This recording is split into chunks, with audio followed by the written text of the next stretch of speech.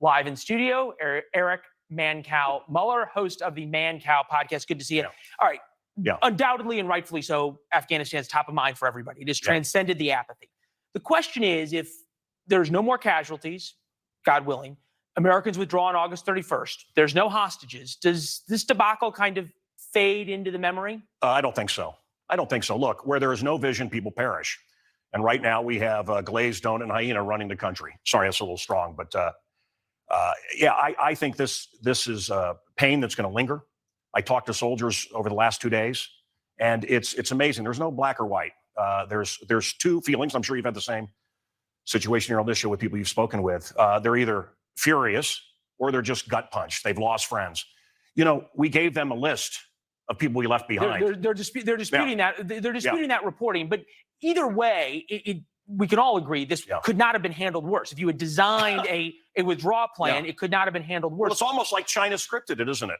Well, and now they're coming in to be friends with the Taliban. Isn't that something? Amazing how that works. And maybe there's some connections there.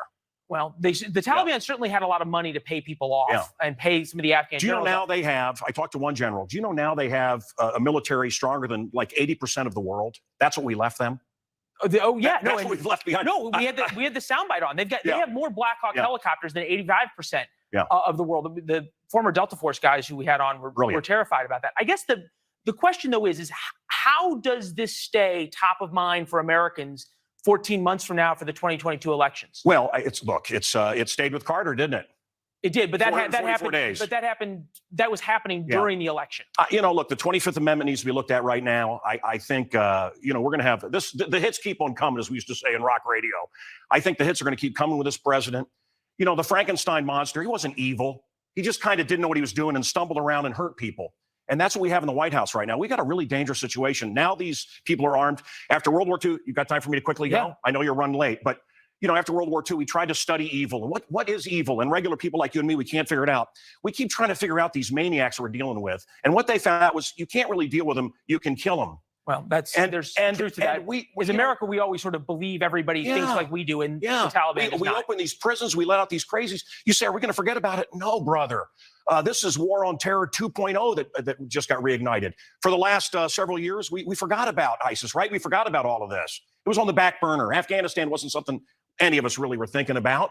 Now it's front of mind, and it's, like I said, it's restarted. Well, it certainly has. It's certainly restarted. You brought up an interesting question, the 25th Amendment.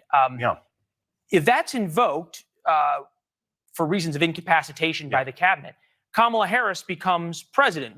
Is that better in your mind? Well, better than somebody with dementia, in my opinion.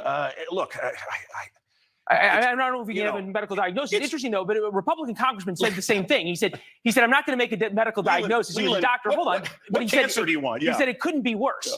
He said Kamala Harris couldn't be worse, which I thought was interesting. Seems as though you agree. Well, it's what kind of cancer do you want? You know, is it the lesser of two evils? And isn't that horrible that that's what we have all the time? The lesser of two evils. How about no evil? How about we stop evil? We stand up for what's right.